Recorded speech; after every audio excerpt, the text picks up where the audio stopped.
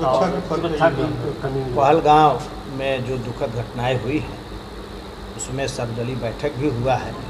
माननीय गृह मंत्री, माननीय रक्षा मंत्री के साथ विपक्ष के लोग सभी लोग बैठे थे।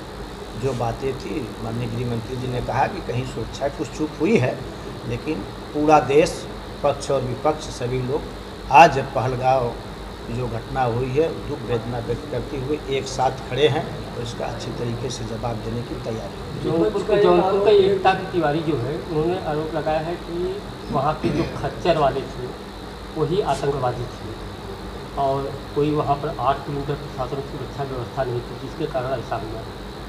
एकता तिवारी जी का जो आया है लगातार मीडिया में उनका चल रहा समाचार, उस पर अपनी जो केंद्रीय एजेंसी है, केंद्र की सरकार है, सबकी नज़र है। परत दर परत खोले जा रहे हैं, कार्रवाई भी हो रही है।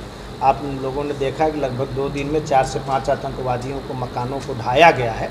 तो केंद्र सरकार कठोर से कठोर कार्रवाई करने के लिए माननीय प्रधानमंत्री जी संकल्पित है, निश्चित तौर से करेंगे। देश की जनता कुछ बड़ा चाहती है, देश की जनता के मन में है कि कुछ, क्या आप भी एज्यूम कर रहे हैं कुछ? आपकी सवाल ठीक है। जब काम होता है तो अपेक्षाएं बढ़ती है।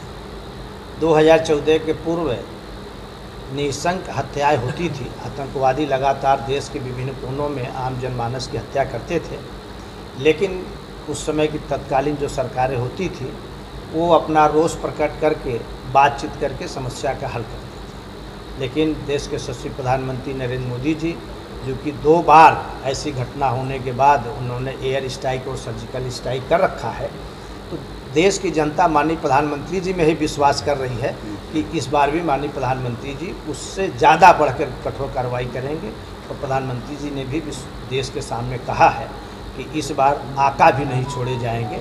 अब आगे आने वाले दिनों में निश्चित तौर से कठोर। विपक्ष का एक आरोप ये कि वक्त सुधार पर जो बैठक की गई जेपीसी की, उसमें विपक्ष की बातें नहीं सुनी गई, बार ऐसा कहा जा रहा है, क्या इसमें क्या करें? इसमें पूरे के पूरे बहुत लंबे समय तक राज्यसभा और लोकसभा में चूँकि चर्चा हो चुका है और पूरी देश की आम जनता इस चर्चा में को सुन लिया है, डिबेट को, इसलिए विपक्ष का आरोप निश्चित तौर से गलत है। इतनी बड़ी घटना के जिम्मेदार आप किसको मानते हैं? ये इतनी बड़ी घटना के जिम्मेदार मुख्यतः आतंकवादी और पाकिस्तान के लोग हैं, लेकिन किसी तरीके से अगर इतनी बड़ी घटना हुई है तो उसको मानते हुए, स्वीकार करते हुए माननीय प्रधानमंत्री जी के नेतृत्व में उसका जवाब देने की तैयारी हो रही है। दुखद घटना है, सभी लोग उसमें संवेदनाएं प्रकट कर रहे हैं, लेकिन विश्वास करिए निश्चित तौर से आप लगातार देख रहे हो कि कल से पाकिस्तान की स्थिति क्या बनी हुई है, क्या अनाप शनाप स्टेटमेंट आ रहे हैं और विभिन्न तरीके के, जिस तरीके से सिंधु जल समझौता को माननीय प्रधानमंत्री जी के नेतृत्व में रद्द किया गया है, ये एक कठोर कार्रवाई है। निश्चित तौर से आगे भी कठोर कार्रवाई होगी। विपक्ष बिहार के एक विधायक का कहना है जिस तरह से पहलगाम की घटना हुई पूरी तरह से स्क्रिप्टेड दिखाई दे रही है, इस पर क्या कहना है? विपक्ष अनाप शनाप आरोप लगाता रहता है। 2014 के पूर्व की भी उनको घटनाओं के बारे में बताना चाहिए, उनके पास ज़्यादा अनुभव होगा। 2014 के पूर्व बम्बई विस्फोट से लेकर, बनारस में विस्फोट से लेकर लगातार कश्मीर में लगभग प्रतिदिन 2 सैनिक मारे जा रहे थे, 2, 4, 6 वहाँ लोग हिंदू मारे जा रहे थे, उस पर भी उनको बोलना चाहिए।